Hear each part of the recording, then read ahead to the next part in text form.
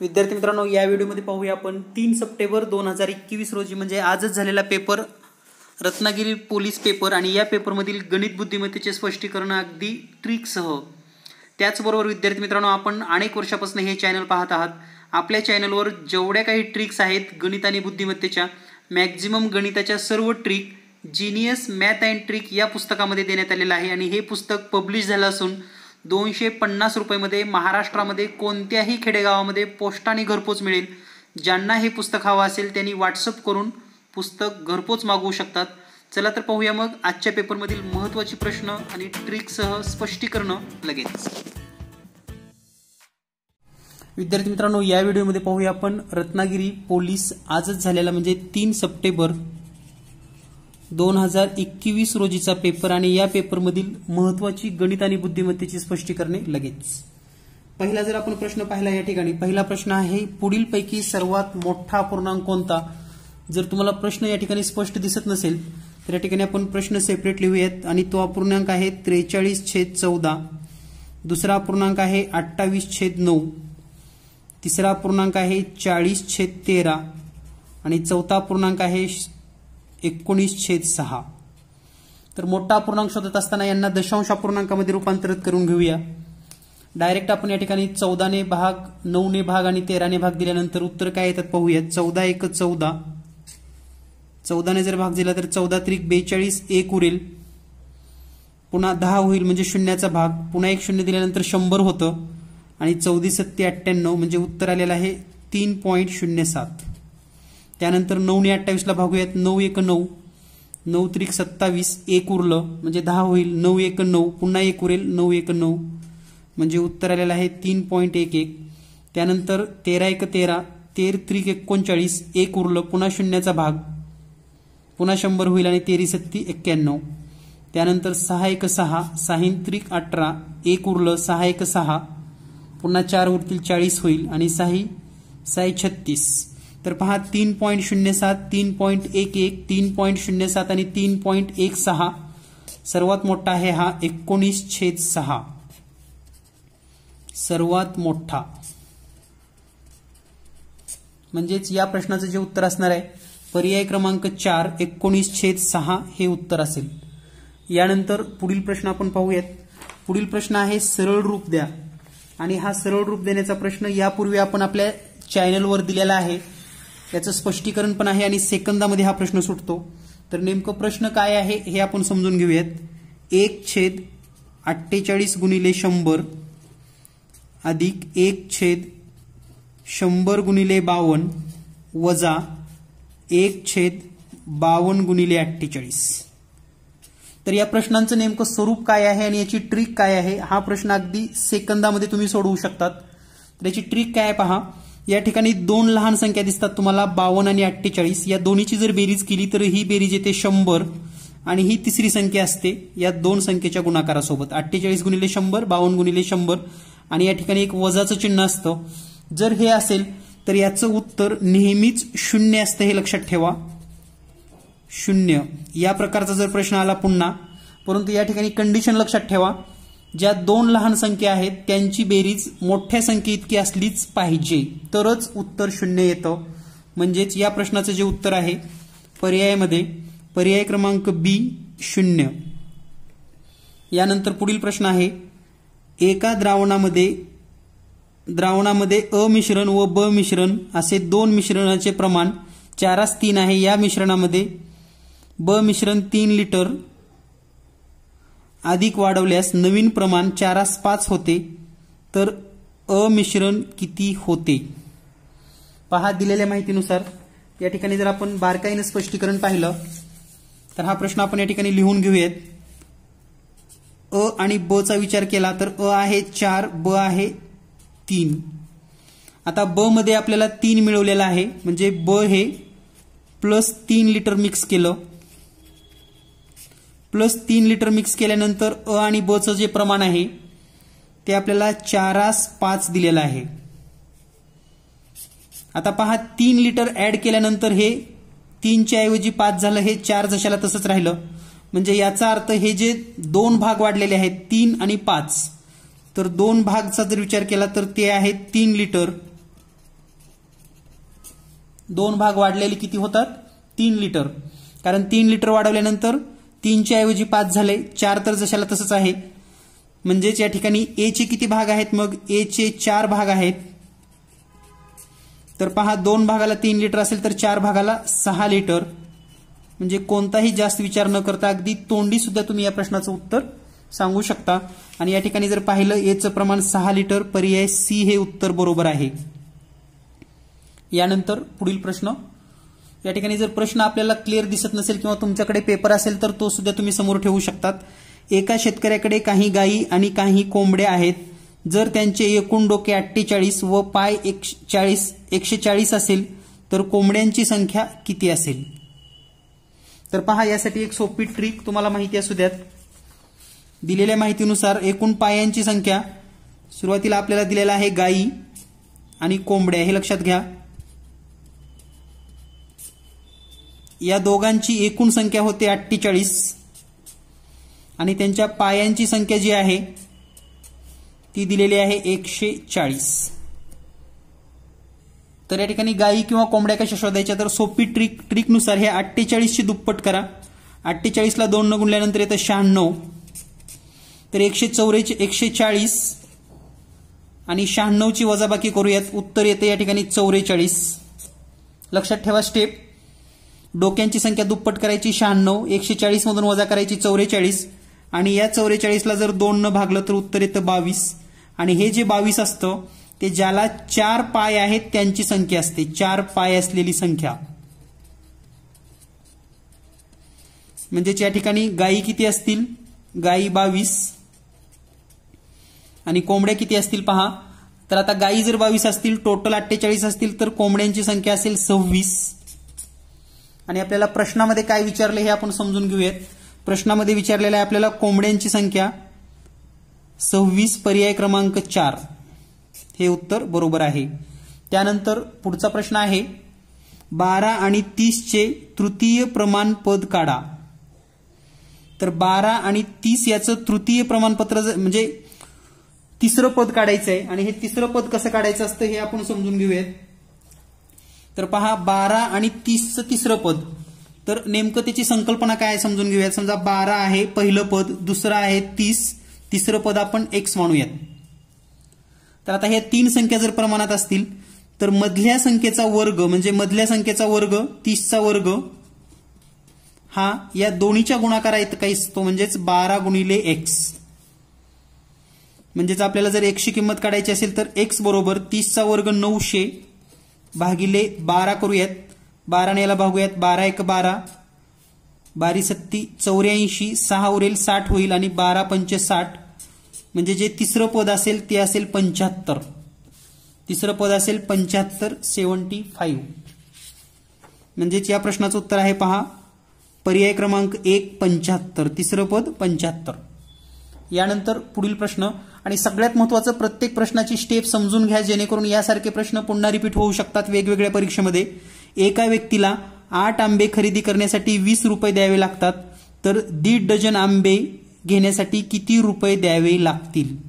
अतिशय सोपा प्रश्न आहे. 8 आंब्यासाठी 20 रुपये म्हणजे 8 आंब्याला 20 रुपये, तर 1.5 डझन म्हणजे किती 18 रुपये. पहा अगदी सोप्या पद्धतीनं 8 आंबे 20 रुपये म्हणजेच एक आंब्याची किंमत किती होते, एक आंबा तर 20 भागिले 8 आणि हा भागाकार केला तर 2 रुपये 50 पैसे या पद्धतीनं राहील. आणि या पद्धतीनं जर 1.5 डझन आंबे घ्यायचे असतील तर याला पुन्हा 18 न गुणावं लागेल. आणि हा जर गुणाकार केला तर अगदी तोंडी पद्धतीनं पण तुम्ही करू शकतात. 18 न 2.5 ला गुणायचं आहे म्हणजे 18 दोन्ही 36 रुपये होतात आणि पुन्हा 50 पैशाला गुणल्यानंतर प्लस 9 रुपये म्हणजे टोटल 45 रुपये द्यावे लागतील. तर या प्रश्नाचं उत्तर आहे 45 रुपये 1.5 डझनसाठी, पर्याय क्रमांक सी. यानंतर पुढचा प्रश्न आहे 0.4 अधिक 1/0.4 बरोबर किती. तर या ठिकाणी हे जर पॉइंटमध्ये ॲक्युरेट असेल तर आपण या ठिकाणी प्रयत्न करूया सोडवण्याचा, कारण या ठिकाणी स्पष्ट दिसत नाही. फक्त 1/4 आहे का पॉइंट मध्ये दिलेला आहे हे या ठिकाणी लक्षात येत नाही. तर पाहूया आपण नेमकं काय होतं. जर आपण 0.4 अधिक 1/0.4 गृहीत धरलं तर उत्तर काय येतं? तर हे 0.4 तर जशाला तसं अधिक हे दशांश चिन्ह जाण्यासाठी या ठिकाणी आपण 10 न गुणूयात, म्हणजे 10 न वर गुणूयात, खाली 10 न गुणल्यानंतर 10 इथलं दशांश चिन्ह निघून जाईल म्हणजे 4 होईल. तर हे 0.4 अधिक 10 ला जर 4 न भागलं तर 2.5 उत्तर येतं आणि यांची बेरीज येते 2.9. आपण पर्यायामध्ये पाहूया 2.9 उत्तर आहे का? तर या ठिकाणी पर्याय क्रमांक सी मध्ये दिलेला आहे पहा 2.9 उत्तर.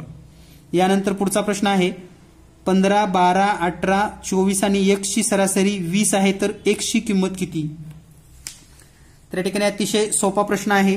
एकूण संख्या जर पाहिल्या आपण किती आहेत तर एकूण संख्या आहेत पहा 1, 2, 3, 4, 5 म्हणजे या 5 जणांची बेरीज 20 गुणिले 5 जर केलं तर बेरीज यायला पाहिजे 100.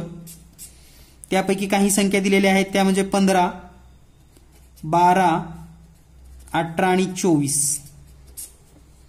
तर या 4 संख्यांची बेरीज करून जर आपण 100 मधून वजा केली तर राहिलेली संख्या ही x म्हणजेच 5वी असेल. तर 5 आणि 2 7 आणि 8 15, 15 आणि 4 19 ला 9 हातचे 1 2 3 4 5 6 69 म्हणजे प्लस 31 केलं की उत्तर येतं 100. म्हणजे जी तिसरी संख्या असेल म्हणजे राहिलेली 5वी संख्या x ही 31 असेल. तर या ठिकाणी जर आपण पर्याय पाहिला तर पर्याय क्रमांक डी उत्तर बरोबर आहे. या ठिकाणी झेरॉक्स व्यवस्थित नसल्यामुळे कदाचित प्रश्न तुम्हाला दिसणार नाहीत, परंतु प्रत्येक प्रश्न या ठिकाणी लिहून आपण स्पष्टीकरण देत आहोत. यानंतर पुढचा प्रश्न 2 संख्येपैकी पहिली संख्या दुसऱ्या संख्येपेक्षा 4 ने लहान आहे. जर पहिल्या संख्येचे दुसऱ्या संख्येशी गुणोत्तर 3/5 आहे तर त्या संख्या कोणत्या? तर पहा अतिशय सहज आणि सेकंदामध्ये तुम्ही हा प्रश्न सोडवू शकतात. तर नेमकं प्रश्न काय आहे हे समजून घेऊयात. पहिली संख्या दुसरीपेक्षा 4 ने लहान आहे म्हणजेच थोडक्यात दुसरी संख्या आणि पहिली संख्या ही जर आपण मांडली तर सोप्या पद्धतीने कसं मांडता येतं पहा. पहिली संख्या दुसरीपेक्षा 4 ने लहान आहे म्हणजे पहिली जर x असेल तर दुसरी x अधिक 4 आणि त्यांचं जे गुणोत्तर दिलंय म्हणजे x छेदामध्ये x अधिक 4 बरोबर 3/5. तर पहा तोंडी कसं सोडवता येतं.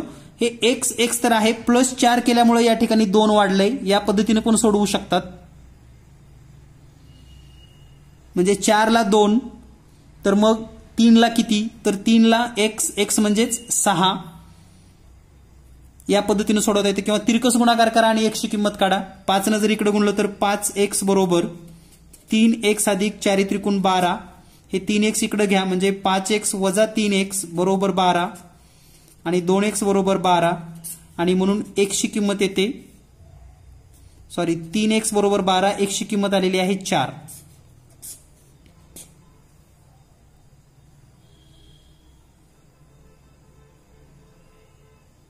सॉरी 2x आहे. x ची किंमत येते 6. 5x मधून 3x गेले 2x म्हणून x ची किंमत 6. तर या ठिकाणी पहिली संख्या असेल 6 आणि दुसरी संख्या असेल 10. दोन्हीतला फरक आहे 4चा आणि त्यांचं गुणोत्तर येतं 3/5. या पद्धतीने सोडवू शकतात. यानंतर पुढील प्रश्न आहे पहा. वर्गमुळात x चा घातांक x बरोबर 64 असेल तर x ची किंमत किती? अतिशय महत्वाचा आणि घातांकित संख्यावरील प्रश्न आहे. तर प्रश्न अगदी सुरुवातीला समजून घेऊयात आपण. वर्गमुळात 2 चा घातांक x बरोबर 64 असेल तर x ची किंमत किती? तर हा प्रश्न सोडवत असताना सुरुवातीला आपण दोन्ही बाजूचं वर्गमूळ काढून घेऊया म्हणजे वर्ग करूयात म्हणजे हे वर्ग चिन्ह निघून जाईल. किंवा दुसरी पद्धत अशी आहे 2 चा घातांक x कंसाचा घातांक 1/2 लिहूयात आणि या ठिकाणी 64 ला आपण 2 च्या घातांकाच्या स्वरूपात जर लिहिलं तर 2 चा आपण किती वेळेस गुणाकार केल्यानंतर 64 येतो तर 6 वेळा म्हणजे 2 चा घातांक 6 या पद्धतीने आपल्याला लिहिता येतं. 2 चा घातांक 6 म्हणजेच 64.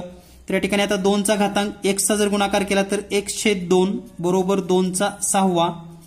पाया समान झालेला आहे म्हणून घातांक पण समान म्हणजे 1/2 बरोबर 6. तर हे छेदामधलं 2 इकडे गेल्यानंतर गुणाकारामध्ये जाईल म्हणजे x बरोबर 2 गुणिले 6 आणि x बरोबर 12. म्हणजेच एक्सची किंमत असेल 12. पर्यायामध्ये जर पाहिलं आपण x बरोबर 12, पर्याय क्रमांक डी हे उत्तर बरोबर आहे. यानंतर पुढील प्रश्न, वर्गमुळात 5चा वर्ग वजा 4चा वर्गची किंमत किती? तर हा सुद्धा प्रश्न अतिशय सोपा आहे. वर्गमुळात 5चा वर्ग वजा 4चा वर्ग बरोबर किती? तर पहा, वर्गमुळात 25 वजा 16 म्हणजेच वर्गमुळामध्ये 9 बरोबर 3. म्हणजे या प्रश्नाचं उत्तर असेल 3. पर्यायामध्ये आपण पाहूयात, पर्याय क्रमांक 2 म्हणजे बीचं उत्तर आहे 3. यानंतर पुढील प्रश्न, एक कपाट 10,000 रुपयाला खरेदी करून विक्री करायचे ठरवले तेव्हा 15% तोटा झाला, तर त्या कपाटाची विक्री किंमत किती असेल? तर पहा, आता 10,000 रुपयाला खरेदी करून विक्री करायचं ठरवलं तेव्हा 15% तोटा झाला. याचा अर्थ 100 रुपयाची वस्तू 15 रुपयाला, तर 10,000ची वस्तू कितीला? हे जर आपण सोडवलं 10% म्हणजे 15% तोटा म्हणजे 100 रुपयाची वस्तू 85 रुपयाला, तर 10,000ची किती रुपयाला? तर याचं उत्तर येतं 8,500 रुपयाला विक्री केली असेल. म्हणजेच या ठिकाणी पर्याय क्रमांक 1 उत्तर बरोबर आहे. यानंतर पुढील प्रश्न, रेल्वे तिकिटाचे दर 20% वाढवले, पुन्हा काही महिन्यानंतर 10% वाढवले, तर मूळ भाड्यात शेकडा किती वाढ झाली? तर या प्रश्नाची तुम्हाला ट्रिक सांगतो, यापूर्वी सुद्धा आपण चॅनलवर दिली होती. तर हा प्रश्न सोडवत असताना लक्षात ठेवा, तिकिटामध्ये वाढ झाली आणि वाढ गुणिले वाढ. तर इतकं जर तुम्हाला लिहिता आलं आणि छेदामध्ये 100, तर आता वाढ म्हणजे काय? तर प्लस चिन्ह द्यायचं जिथं जिथं वाढ आहे तिथं, आणि या 2 वाढचा गुणाकार पण प्लस येणार आहे. आता या ठिकाणी आपण किमती ठेवूयात. सुरुवातीला प्लस 20% वाढली, पुन्हा प्लस 10% वाढली, अधिक 20 गुणिले 10 छेदामध्ये 100. तर 20 आणि 10चा या ठिकाणी बेरीज करा, प्लस 30 अधिक हे 1 0 कटेल, हे 1 0 आणि 1 0 म्हणजे शिल्लक राहिलं 2, प्लस 30 प्लस 2 म्हणजे प्लस 32 आणि प्लस 32 म्हणजे वाढ 32% वाढ. तर हे सूत्र जर तुम्ही लक्षात ठेवलात, आणि यासारखी भरपूर सूत्र आपल्या चॅनलवर आहेत. तुम्ही जर हे चॅनल पहिल्यांदा पाहत असाल तर चॅनल सबस्क्राईब करा, आणि चॅनलवर 1000 म्हणजे 1200 पेक्षा जास्त व्हिडिओ आहेत सर्व स्पर्धा परीक्षेसाठी. मग ते पोलीस भरती असेल, टीईटी असेल, एमपीएससी असेल, स्कॉलरशिप, नवोदय, म्हणजे अगदी 5वी पासून एमपीएससी पर्यंत सर्व स्पर्धा परीक्षेसाठी सर्व व्हिडिओ आपल्या चॅनलवर उपलब्ध आहेत. सबस्क्राईब करा आणि चॅनलवरील सर्व ट्रिक्सचे व्हिडिओ पाहून घ्या. यानंतर पुढचा प्रश्न, म्हणजे याचं उत्तर येतं 32%, पर्याय 3. यानंतर पुढचा प्रश्न आहे, 200 रुपयाच्या वस्तूची किंमत 20% वाढवली, नंतर ही वाढवलेली किंमत 20% कमी केली, तर या वस्तूची शेवटची किंमत तिच्या मूळ किमतीपेक्षा कितीने कमी अथवा जास्त असेल? तर आता जी आपण ट्रिक लिहिलेली आहे त्याच ट्रिकचा आपण वापर करूयात. सुरुवातीला वाढ केली, पुन्हा कमी केली, किंवा त्याला घट शब्द वापरा तुम्ही, त्यानंतर वाढ आणि घट. या ठिकाणी गुणाकार छेदामध्ये 100, पुन्हा वाढ म्हणजे प्लस, घट किंवा कमी म्हणजे मायनस, आणि वाढ प्लस मायनसचा गुणाकार मायनस येतो. तर या ठिकाणी किमती ठेवूयात, प्लस 20 मायनस 20 मायनस 20 गुणिले 20 छेदामध्ये 100. तर पहा, अगदी कॅल्क्युलेशन सहज करू शकतात, म्हणजे अगदी कोणालाही हे कॅल्क्युलेशन जमतं. प्लस 20 मायनस 20 म्हणजे 0, वजा 1 0 कटलं, 1 0 1 0 1 0 आणि 2 गुणिले 2चा गुणाकार आला 4, म्हणजे उत्तर येईल वजा 4, आणि वजा आहे म्हणजे घट, तर शेकडा 4% घट, म्हणजे शेकडा 4% घट म्हणजे 200 रुपयाची वस्तू किती रुपयाने कमी होईल? 8 रुपयाने कमी होईल. तर या ठिकाणी 200 रुपयाच्या वस्तूची किंमत 8 रुपयाने कमी होईल, पर्याय क्रमांक बी, 8 रुपयाने कमी होईल. यानंतर एका दुकानदाराने 10 वस्तूच्या खरेदीवर 1 वस्तू मोफत दिली, तर शेकडा किती सूट दिली? अतिशय सोपा आणि सहज असा प्रश्न आहे, परंतु फसवा प्रश्न आहे, लक्षात घ्या. 10 रुपयाच्या वस्तूवर 1 वस्तू फ्री दिली आहे, याचा अर्थ असा होतो की एकूण 11 वस्तूची खरेदीवर 1 वस्तू फ्री गेलेली आहे त्याच्याकडे, म्हणजे 11 वर 1, याचा अर्थ असा होतो, पहा, 10 वस्तूवर 1 म्हणजे टोटल 11 वस्तूच्या खरेदी केल्यानंतर खरेदी किमतीवर एक वस्तू फ्री, म्हणजे पैसे जरी 10चे दिले असले तरी टोटल 11 वस्तूची खरेदी किंमत गेलेली आहे, लक्षात घ्या. म्हणून या ठिकाणी शेकडा सूटचा विचार केला तर 1/11 गुणिले 100, म्हणजेच या ठिकाणी 100/11. हे जर आपण सोडवलं तर 11 × 11, या ठिकाणी 11×9 = 1 उरलं 11, म्हणजे 9.1/11%. त्या ठिकाणी पर्यायामध्ये पाहूया आपण 9.1/11. तर डायरेक्ट इथं 100/11 दिलेलाच आहे, पहिला पर्याय 100/11 पहिला पर्याय दिलेला आहे. आणि आपण हाच या ठिकाणी 100/11 ला 9.1/11 असं लिहिलंय.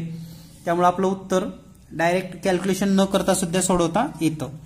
यानंतर पुढचा प्रश्न आहे a बरोबर 63, b बरोबर 18. तर a अधिक b कंसाचा वर्ग वर्गमुळामध्ये किंमत किती येईल? तर पहा, हा प्रश्न जर आपण पाहिला तर कसा आहे, a बरोबर 63, b बरोबर 18 आणि दिलेला आहे वर्गमुळात a अधिक b कंसाचा वर्ग. तर पहा या ठिकाणी a अधिक b म्हणजे हे 63 अधिक 18 कंसाचा वर्ग. तर लक्षात घ्या, हे वर्ग आणि हे वर्गमूळ एकमेकाची विरुद्ध क्रिया आहे. म्हणजे आपण असं पण लिहू शकतो 63 अधिक 11 म्हणजेच 81 कंसाचा हा वर्ग आणि या वर्गमुळाबद्दल 1/2. वर्गमूळ म्हणजे 1/2 आणि यांचा जर गुणाकार केला तर बे एक बे कटून या ठिकाणी शिल्लक राहील फक्त 81, म्हणजे याची किंमत असणार आहे 81 फक्त 81. पर्याय क्रमांक बी हे उत्तर बरोबर आहे. यानंतर पुढील प्रश्न आहे घनमुळात 24,389. घनमुळामध्ये 24,389. तर हे घनमूळ सेकंदामध्ये कसं काढायचं याचा व्हिडिओ आपल्या चॅनलवर उपलब्ध आहे, तुम्ही जर पाहिला नसेल तर पाहून घ्या. तर या ठिकाणी एक सोपी पद्धत अशी आहे, 24,389 शेवटकडून 3 अंक सोडायचे, एक रेष ओढायची, त्यानंतर 2 अंक. तर या ठिकाणी एकक 9 आलंय, तर ज्या संख्येच्या एककला 9 असतो त्याचाच घनच्या एककला 9 येतं, म्हणजे याचा एकक 9 आहे कंपल्सरी. आता 24 ही संख्या कोणत्या दोन घनसंख्येच्या दरम्यान आहे, तर 24 ही 8, 24 आणि 27, म्हणजे 8 आणि 27 या दोन घनसंख्येच्या मध्ये 24 येतं. तर लहान संख्येचं घनमूळ घ्या, 8चं घनमूळ 2, म्हणजे हा जो घन आहे तो आहे 29चा. तर या ठिकाणी जर आपण पर्याय पाहिला तर पर्याय क्रमांक 4 बहुतेक 29 या ठिकाणी असेल, म्हणून या प्रश्नाचं उत्तर आहे पर्याय क्रमांक 4 29. त्यानंतर पुढचा प्रश्न आहे 2.5 किलोग्रॅमचे 500 ग्रॅमशी असलेले गुणोत्तर किती? तर या ठिकाणी पहा, अतिशय सोप्या पद्धतीने तुम्ही सोडवू शकता. 2.5 kg म्हणजे 2500 ग्रॅम आणि दुसरा आहे 500 ग्रॅम, ते 500. 2 0 कट होतील, 5 1 5, 5 5 25, म्हणजे उत्तर येईल 5/1 बरोबर 5/1. पर्याय क्रमांक 2 उत्तर बरोबर आहे. पर्यायामध्ये 2 नंबरचं उत्तर आहे. यानंतर पुढचा प्रश्न आहे 2चा चौथा घातांक, त्याचा घातांक पुन्हा 1/2, त्याचा घातांक x बरोबर 256. तर x ची किंमत किती? तर पहा, अगदी सहज आणि सोप्या पद्धतीनं घातांकाचे नियम समजून घ्या. कंसाचा 1/2 आणि पुन्हा कंसाचा घातांक x बरोबर 256. तर या ठिकाणी पहा, 2चा घातांक 4 जर केला आपण, 2चा घातांक 34 म्हणजे 4 1/2, तर हे 2चा घातांक या सगळ्यांचा गुणाकार लिहावा लागतो. या ठिकाणी 4 गुणिले 1/2 गुणिले x बरोबर. आता 2चा घातांक 256 केव्हा होतो, म्हणजे 2चा किती वेळेस गुणाकार केल्यानंतर 256 येतो हे आपल्याला माहिती असणं गरजेचं आहे. जसं की पहा, सोप्या पद्धतीने कसं लक्षात ठेवायचं, तर 2चा घातांक 256 म्हणजे काय, 256 बरोबर 16 गुणिले 16. तर 16 म्हणजे काय, 2चा चौथा गुणिले 2चा चौथा, म्हणजे 2चा 8वा केल्यानंतर 256 येतो हे आपल्याला कळलं पाहिजे. म्हणजे या ठिकाणी 208 असं लिहूयात. त्यानंतर बे एक बे दोन्ही 4, म्हणजे 2चा 2x बरोबर 2चा 8. पाया समान झाला, म्हणजे याचा अर्थ 2x बरोबर 8 आणि म्हणून x बरोबर 8/2 बरोबर 4. या ठिकाणी स्पष्टीकरण पाहत असताना तुम्हाला वाटेल की इतकं सोपं गणित असतं. होय मित्रांनो, इतकं सोपंच गणित असतं. फक्त आपल्याला हे छोटे छोटे नियम माहिती असणं गरजेचं आहे. तर या ठिकाणी x ची किंमत येईल 4. पर्याय क्रमांक 1 मध्ये आहे पहा 4. यानंतर पुढचा प्रश्न आहे 2चा चौथा गुणिले 2चा तिसरा छेदामध्ये 2चा दुसरा गुणिले 2चा पाचवा ची किंमत किती. तर या ठिकाणी पुन्हा घातांकाचा नियम, म्हणजे घातांकावर खूप भर दिली आहे, तुम्हाला लक्षात आलं असेल. आणि नेमकं विद्यार्थ्यांना घातांकाचा वापर करण्यामध्ये थोडी अडचण येते. तर 2चा चौथा 2चा तिसरा छेदामध्ये 2चा दुसरा 2चा पाचवा. पाया समान असेल तर घातांकाची बेरीज होते, म्हणजे 2चा सातवा छेदामध्ये, म्हणजे 4 अधिक 3 केले पहा हे 7. 2 आणि 5 ची बेरीज पण 7च, म्हणजे 2चा सातवा. दोन्ही समान आहे, म्हणजे उत्तर येईल 1. पर्याय क्रमांक ए या ठिकाणी उत्तर आहे 1. यानंतर पुढील प्रश्न आहे 0.7a बरोबर 0.42a बरोबर 5.6. तर ए ची किंमत काढा. तर या ठिकाणी जर प्रश्न लिहिला आपण 0.7a वजा 0.42a बरोबर 5.6. तर या ठिकाणी आता 0.7a, तर याला आपण असं लिहू शकतो 0.70a वजा 0.42a बरोबर 5.6. आता या ठिकाणी 70 मधून जर हे 42 वजा केलं तर उत्तर येतं 28, म्हणजे 0.28a बरोबर 5.6. आणि ए ची किंमत काढायची असेल तर ए बरोबर 5.6 छेदामध्ये 0.28. आता या ठिकाणी दशांश चिन्ह जाण्यासाठी अंशाला आणि छेदाला 100 न गुणूयात आपण. अगदी सोप्या सोप्या स्टेप आपण या ठिकाणी समजून घेतो. लक्षात घ्या, 100 न गुणल्यानंतर वर येईल 560 आणि छेदामध्ये येईल 28. त्यानंतर पहा 28 एक 28, 28 दोन्ही 56 आणि हे 0, म्हणजे ए ची किंमत येईल 20. ए ची किंमत किती असेल 20. तर या ठिकाणी आपण पर्यायामध्ये पाहूयात ए ची किंमत 20. पर्याय क्रमांक 1 मध्येच दिलेली आहे ए बरोबर 20. यानंतर पुढचा प्रश्न आहे 1/216 घातांक वजा 2/3, 1/256 घातांक वजा 3/4 आणि 1/43 घातांक वजा 1/5. तर या ठिकाणी हे समजून घेत असताना आपण तर पहा स्टेप प्रमाणे आपण सोडवून घेऊयात. 1/216 कंसाचा घातांक वजा 2/3 अधिक 1/256 कंसाचा घातांक वजा 3/4 अधिक 1/243 कंसाचा घातांक वजा 1/5. तर एक सुरुवातीला सगळ्यात सोपी पद्धत सांगतो तुम्हाला की हे वजा घातांक जर प्लस करायचे असतील तर जे छेदात आहे ते डायरेक्ट अंशामध्ये घ्या. म्हणजे पहिली स्टेप तुम्ही प्लस मध्ये याल की सगळेच प्लस करायचे असतील तर 216 घातांक 2/3 अधिक 256 घातांक 3/4 अधिक 243 घातांक 1/5. म्हणजे हे जे सगळे ऋण होते ते सगळे धन झाले. अंशाचं छेदात हे वरचं एक कुठं गेलं तर ते छेदात आलं. लक्षात घ्या 216/1 असणार आहे, म्हणजे छेदामध्ये 1 असणार आहे पण 1 लिहायची गरज नाही. आता या ठिकाणी 216ला जर आपण 6च्या घातांकाच्या स्वरूपात लिहिलं तर पहा कसं लिहिता येतं आपल्याला. 6चा घन कंसाचा घातांक 2/3 अधिक 256 म्हणजे 4च्या घातांकाच्या स्वरूपात लिहूयात. म्हणजे या ठिकाणी असं येईल 4चा घातांक 4 कंसाचा 3/4 आणि 243ला 3चा घातांक 5 कंसाचा घातांक 1/5. ठीक आहे. आता पुढची स्टेप अतिशय सोपी आहे, तोंडी सुद्धा तुम्ही करू शकतात. 6चा घातांक 6 गुणिले 2/3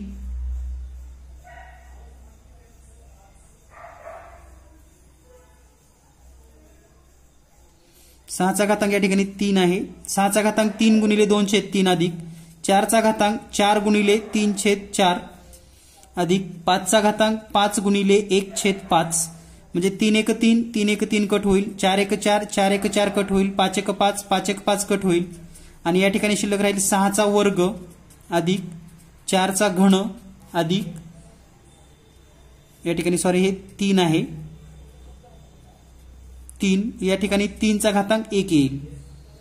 आता या ठिकाणी पुढचं कॅल्क्युलेशन केलं तर 6चा घात वर्ग 36, 4चा घन 64 अधिक 3चा घातांक 1 3, या सर्वांची बेरीज येते 103. म्हणजे या प्रश्नाचं उत्तर असेल 103. या ठिकाणी जर आता पर्यायामध्ये चेक केलं तर पर्याय 110, 113, 90, मे बी 103 हा डी नंबरचा असेल. यानंतर पुढील प्रश्न आहे 500चे 20% भागिले 280चे 30% बरोबर, या ठिकाणी चिन्ह लक्षात येत नाही, प्लस आहे का मायनस आहे, अधिक आहे का वजा आहे लक्षात येत नाही, बरोबर 400चे 10% बरोबर किती. तर हे प्लस आणि हे जर मायनस धरलं तर 500चे 20% म्हणजे 100 अधिक 30% म्हणजे 28 त्रिक 84, 100 म्हणजे 184, वजा जर 40 केलं. ओके, तर या पद्धतीने आपण सोडवू शकता. तर मी तुम्हाला तोंडी सांगतो. 500चे 20% अधिक 280चे 30% वजा 400चे 10%. जर असं आपण समजलं तर 500चे 20% म्हणजे 100 अधिक 280 30 म्हणजे 28 त्रिक 84 वजा 400चे 10% म्हणजे 40, म्हणजे 184 वजा 40 बरोबर 144. तर या ठिकाणी पर्याय क्रमांक 2 मध्ये तुम्हाला उत्तर दिसेल 144 बी. त्यानंतर पुढचा प्रश्न आहे 72 या संख्येच्या किती टक्के 9 आहे. 72च्या किती टक्के 9. तर हे कसं सोडवायचं, तर 9 छेदामध्ये 72 लिहायचं, आपल्याला टक्केवारी लगेच मिळून जाईल. म्हणजेच 9 छेदामध्ये 72 गुणिले 100 करा. 9 1 9, 9 8 72, म्हणजे या ठिकाणी 100/8. हे जर आपण कॅल्क्युलेशन केलं तर याचं उत्तर येईल 12.5. पर्याय क्रमांक 1 12.5%. यानंतर पुढचा प्रश्न 15 सायकलची खरेदी किंमत 25 सायकलच्या विक्री किमती इतकी असेल तर शेकडा किती टक्के तोटा होईल. तर याला 2 पद्धती आहेत. 25 सायकलची खरेदी किंमत 15 सायकलची खरेदी किंमत 25 सायकलच्या विक्री किमती इतकी आहे. तर 2 पद्धती या ठिकाणी सांगतो आणि एक स्पष्ट लक्षात येण्यासारखी पद्धत सांगतो सोप्या पद्धतीनं. तर 15 आणि 25 चा लसावी किती येतो, म्हणजे यासाठी सूत्र न लक्षात ठेवता 75 येतो. तर 15 ही काय आहे, 15 सायकलची खरेदी आहे, 25 सायकलची विक्री आहे. तर पहा 15ची खरेदी 75 रुपये असेल. 15ची जर खरेदी 75 रुपये असेल तर एका सायकलची किंमत किती असेल, 15 ने याला भागा 5 रुपये. आणि 25 विक्री किंमत 75 असेल तर विक्री किंमत किती असेल, मग एकाची 3 रुपये. पहा खरेदी 5 रुपये विक्री 3 रुपये म्हणजे 2 रुपये तोटा. आणि हा जर आपल्याला शेकडा काढायचा असेल तर 2 विक्री किंमत म्हणजे खरेदी किंमत सुरुवातीला छेदामध्ये येते तर 5 गुणिले 100, 5 1 5, 5 2 10 आणि 0, 20 गुणिले 2 बरोबर 40% तोटा. म्हणजे कधीही चुकणार नाही हे लक्षात ठेवा. फक्त याचा लसावी काढायचा, एकाची खरेदी किंमत शोधायची, एकाची विक्री किंमत शोधायची. एका वस्तूची खरेदी विक्री माहीत झालं की तोटा लक्षात येतो आणि डायरेक्ट मग आपण शेकडा तोटा शोधू शकतो. यानंतर पुढचा प्रश्न या ठिकाणी 40% तोटा हे उत्तर बरोबर आहे 40%. यानंतर पुढचा प्रश्न आहे 748 ही संख्या सांकेतिक भाषेमध्ये 847 अशी लिहिली तर 235 ही संख्या कशी लिहाल. तर संख्या फक्त उलट्या क्रमाने लिहिली आहे, म्हणजे 2 3 5 ऐवजी आपल्याला काय लिहावं लागलं, मग 5 3 2, म्हणजेच पर्याय क्रमांक सी. यानंतर पुढचा आता या ठिकाणी अक्षर मालिकेचा प्रश्न आहे. तर या ठिकाणी स्पष्ट दिसत नाही, आपण हा प्रश्न थोडा ड्रॉप करूयात, तुम्हाला सोडवता येईल दिसत असेल तर. पुढचा प्रश्न आहे सकाळी 9:15 सुटलेली गाडी 65 किलोमीटर वेगाने 793 किलोमीटर अंतरावरील किती वाजता पोहोचेल. तर पहा या ठिकाणी गाडीचा वेग दिलेला आहे आणि अंतर दिले पहा 793 आणि गाडीचा वेग या ठिकाणी दिलेला आहे 65, म्हणजे या ठिकाणी दिसतंय तरी 65.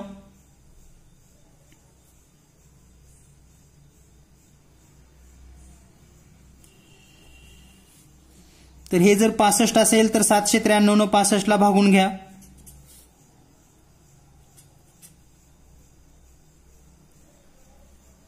तर या ठिकाणी हा जर भागाकार केला तर हा भागाकार येतो 12.2 तास.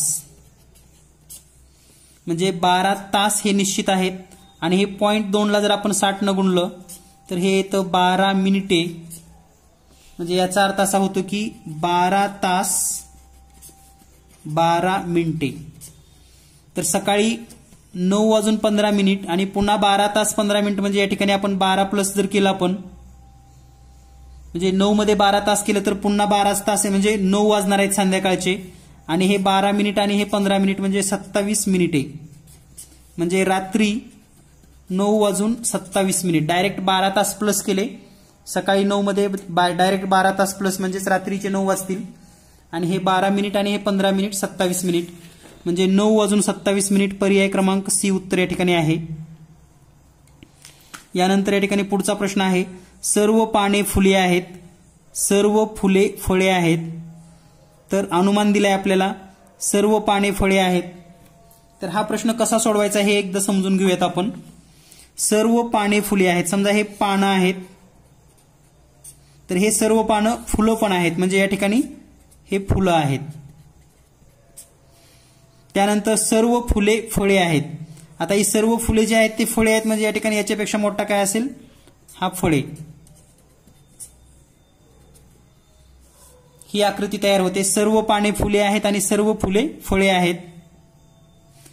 तर सर्व पाने फळे आहेत. आता सर्व पाने सुद्धा फळे आहेत म्हणजे पहिलं विधान तर बरोबर आहे अ. आणि सर्व फळे फुले आहेत हे दुसरं चुकीचं आहे म्हणजे फक्त एक अचूक हे उत्तर बरोबर आहे. फक्त ए अचूक. यानंतर पुढचा प्रश्न आहे एका रांगेत श्याम शेवटून दुसरा आहे. राम त्याच्या पुढे 2 विद्यार्थ्यांनंतर उभा आहे. महेश हा रामच्या अगोदर 7व्या स्थानावर उभा आहे. तर रांगेमध्ये महेशचे स्थान 9वे आहे. तर त्या रांगेमध्ये एकूण विद्यार्थी संख्या किती आहे. तर पहा दिलेल्या माहितीनुसार जर या ठिकाणी माहिती लिहिली आपण तर असं लिहिता येते पहा एका रांगेत श्याम शेवटून दुसरा आहे म्हणजे या ठिकाणी श्याम आहे.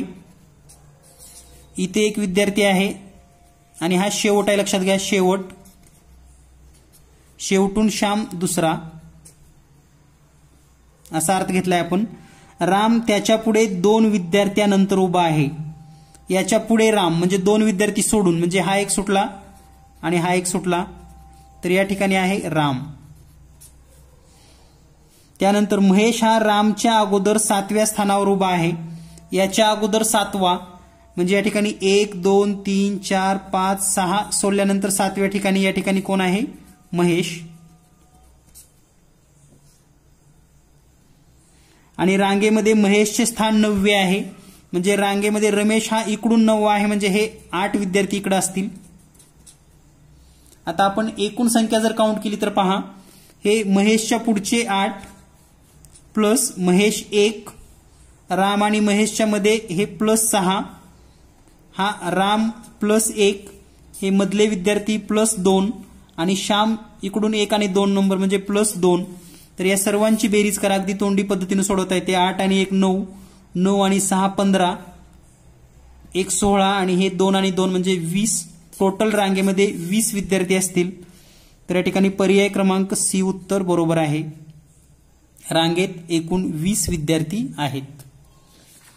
यानंतर पुढचा प्रश्न आहे एके वर्षी बुधवार व गुरुवार हे 2 वार 53 वेळा येत होते तर ते वर्ष पुढीलपैकी कोणते असू शकते. तर लक्षात घ्या 2 वार जर 53 वेळेस येत असतील तर ते लीप वर्ष असलं पाहिजे आणि लीप वर्षाचा पर्याय 2015 नाही 1998 पण नाही 1996 लीप वर्ष आहे कारण 96 ला 4 ने निशेष भाग जातो त्यामुळे पर्याय सी. यानंतर पुढचा प्रश्न आहे एका दोरीचे समान 12 भाग करायचे असल्यास दोरी किती ठिकाणी कापावी लागेल. तर 12 भाग करायचे असेल तर दोरी 11 ठिकाणी कापावी लागेल म्हणजे पर्याय बी हे उत्तर बरोबर आहे. यानंतर आता पुढच्या प्रश्नाचे पर्याय दिसत नाहीत त्यामुळे हा प्रश्न आपण ड्रॉप करूयात. यानंतर पुढचा प्रश्न आहे एका संख्येत 38 या संख्येमध्ये एक संख्या मिळवल्यास उत्तराला त्याच संख्येने भागल्यास बाकी 6 उरते तर ती संख्या कोणती? तर या ठिकाणी ट्रायल अँड एरर पद्धतीने घ्यावं लागतं. म्हणजे उदाहरणार्थ 38 मध्ये जर 12 मिसळलं तर किती येतं? 50. 50ला जर 12 भागलं तर उत्तर येतं 4 आणि बाकी येते 2. म्हणजे हे चुकीचं आहे. जर या पद्धतीने पाहिलं तर 38 मध्ये शेवटचा पर्याय आपला 16 प्लस 16 करा तर याचं उत्तर येतं 54 आणि 54ला जर 16 भागलं तर 16 त्रिक 48 आणि बाकी येते 6. म्हणजे हे मॅच होतं. म्हणून या प्रश्नाचं उत्तर आहे पर्याय क्रमांक 4. यानंतर पुढचा प्रश्न आहे 16 खांबातील अंतर 480 मीटर आहे. सर्व खांब समान अंतरावर आहेत तर 5व्या व 9व्या खांबातील अंतर किती? तर अतिशय छान प्रश्न दिलेला आहे खरं तर. आणि यासारखी प्रश्न आपण चॅनलवर पण घेतली होती. तर 16 खांबामध्ये अंतर जे आहे ते 480 मीटर आहे. आता पहा गंमत काय आहे नेमकं. तर या ठिकाणी पहिला खांब सोडून द्यावा लागतो. म्हणजे जेव्हा आपण खांब रोवतो तर पहिला खांब सोडावा लागतो. म्हणजे पुढे किती राहतात? 15च खांब आणि 15 खांबामध्ये 480 म्हणजे 480 भागिले जर 15 केला आपण 15 एक 15 15 त्रिक 45 3 उरतात 15 दोन्ही 30 म्हणजे प्रत्येक 2 खांबामध्ये 32 मीटर अंतर असेल. प्रत्येक 2 खांबामध्ये किती अंतर असेल? 32 मीटर. आता आपल्याला विचारलंय 5व्या व 9वा. तर पहा हा एक 5वा खांब आहे समजूया आपण. पुन्हा अंतर पुन्हा हा 6वा पुन्हा खांब 7वा पुन्हा खांब 8वा आणि नंतर एक खांब 9वा. तर या ठिकाणी 5वा खांब आणि 9व्या खांबामध्ये अंतर विचारलंय. तर या ठिकाणी अंतर किती असतं पहा. एकदा 2 वेळेस अंतर 3 वेळेस अंतर 4 वेळेस अंतर म्हणजे 32 गुणिले 4 करावं लागेल. 2 चौक 8 2 4 त्रिकोण 12 म्हणजे 128 मीटर. 5व्या ते 9व्या मध्ये अंतर असेल 128 मीटर. तर या ठिकाणी जर पाहिलं उत्तर आपण पर्याय क्रमांक 1 आहे 128. बऱ्याच विद्यार्थ्याचा गोंधळ काय होतो 16ला ते डायरेक्ट 16नच भागतात. तर 16नं भागू नका. 16 खांबामध्ये अंतर आहे म्हणजे पहिला खांब सोडून द्यावा लागतो हे विसरू नका. म्हणजे तुमचं उत्तर चुकणार नाही. यानंतर पुढील प्रश्न आहे श्याम एका ठिकाणी उभा आहे तिथून तो पूर्वेकडे 14 किलोमीटर अंतर गेला. तर या ठिकाणी दिशेवरचा हा प्रश्न आहे. पूर्वेकडे 14 किलोमीटर या ठिकाणी आपण ड्रॉ करूयात आकृती. 14 किलोमीटर पूर्वेकडे हे 14 किलोमीटर समजा. मूळ ठिकाण इथं आहे तो इथं आलेला आहे पूर्व दिशेला. त्यानंतर तो चालत उत्तरेकडे 40 किलोमीटर उत्तरेकडे 40 गेलेला आहे म्हणजे हे 40 अंतर आहे समजूया आपण. हे 40. त्यानंतर तो पूर्वेकडे पुन्हा 7 म्हणजे पुन्हा हे 7 किलोमीटर अंतर आहे समजूया. त्यानंतर तो दक्षिणेकडे 20 पुन्हा हे 20 इथपर्यंत आलेला आहे म्हणजे हे 20 आहे. तर मूळ ठिकाणापासून किती अंतरावर आहे? विद्यार्थी मित्रांनो प्रत्येक प्रश्नाचं बारकाईनं स्पष्टीकरण आपल्या चॅनलवर दिलं जातं. कन्सेप्ट समजून घ्या. हा या ठिकाणी पूर्व दिशा ही दिशा उत्तर दक्षिण आणि पश्चिम. तर तो सुरुवातीला पूर्वेकडे गेला 14 किलोमीटर उत्तरेकडे 40 पुन्हा पूर्वेकडे 7 पुन्हा दक्षिणेकडे 20. तर आता या ठिकाणी आलेला आहे. आणि जर आपण हे अंतर पाहिलं कसं येतं डायरेक्ट अंतर जर पाहिलं तर आपण हे जोडून घेऊयात 2 पॉइंट आणि हे पण 2 जोडून घेऊयात असे. तर या ठिकाणी हा काटकोन त्रिकोण होतो. आणि या काटकोन त्रिकोणाचा जर विचार केला तर हे 7 आहे म्हणजे हे पण 7 असणार आहे. आणि आता हे 20 कमी झालं 40 मधून 20 कमी झालं म्हणजे हे 20 असेल. तर एक काटकोन त्रिकोण होतो पहा असा. तर ही खालची बाजू येते 21 म्हणजे हे 14 आणि 7 21 आणि ही बाजू येते 20. तर या काटकोन त्रिकोणामध्ये सलग नाव दिलं आपण ABC. तर आपल्याला हे अंतर काढायचं आहे डायरेक्ट. हे अंतर किती येतं ते. तर या ठिकाणी आपल्याला पायथागोरसचा प्रमेय वापरावा लागतो. म्हणजे हा आहे कर्णाचा वर्ग बरोबर 2 बाजूच्या वर्गाची बेरीज असते म्हणजेच AC वर्ग बरोबर AB वर्ग अधिक BC वर्ग. AB आहे 20 वर्ग अधिक BC आहे 21 वर्ग. 20 वर्ग 400 21 441 म्हणजेच AC वर्ग बरोबर 841. AC वर्ग बरोबर 841 आणि याचं जर वर्गमूळ काढलं तर AC बरोबर 29 म्हणजे AC ची किंमत आलेली आहे 29. तर हे अंतर असेल मग 29. म्हणून या प्रश्नाचं उत्तर आहे तो मूळ ठिकाणापासून 29 मीटरवर पर्याय क्रमांक बी हे उत्तर बरोबर आहे. लवकरच आपण पुढचे सुद्धा प्रश्न सोडवून घेऊया. त्याचबरोबर सर्वात महत्वाचं म्हणजे जीनियस मॅथ पब्लिकेशनचं मॅथ्स अँड ट्रिक नावाचं एक पुस्तक आत्ताच पब्लिश झालेलं आहे. आणि जर तुम्हाला गणितामधील महत्वाचे प्रश्न म्हणजे जे सध्या चालू घडामोडीवरचे प्रश्न आहेत, नवीन प्रकारचे प्रश्न आणि सर्व प्रकारच्या जीनियस मॅथ्स चॅनलवरील ट्रिक जर हवे असतील तर जीनियस मॅथ अँड ट्रिक हे पुस्तक आपण आजच खरेदी करू शकतात. जर तुम्हाला हे पुस्तक हवं असेल तर आपण मेसेज करू शकता 8856 046 142 आणि तुम्ही याची सॅम्पल कॉपी पण पाहू शकतात. सॅम्पल कॉपी पाहिजे असेल तर या मेसेजवर म्हणजे या व्हॉट्सअप नंबरवर मेसेज करा आणि maths and trick sample copy पाठवा असा एक मेसेज टाका. तुम्हाला सॅम्पल कॉपी पाहायला मिळेल. आणि जर तुम्हाला सॅम्पल कॉपी जर आवडली तर नक्कीच तुम्ही हे पुस्तक महाराष्ट्रामध्ये कोणत्याही ठिकाणी घरपोच मागवू शकतात.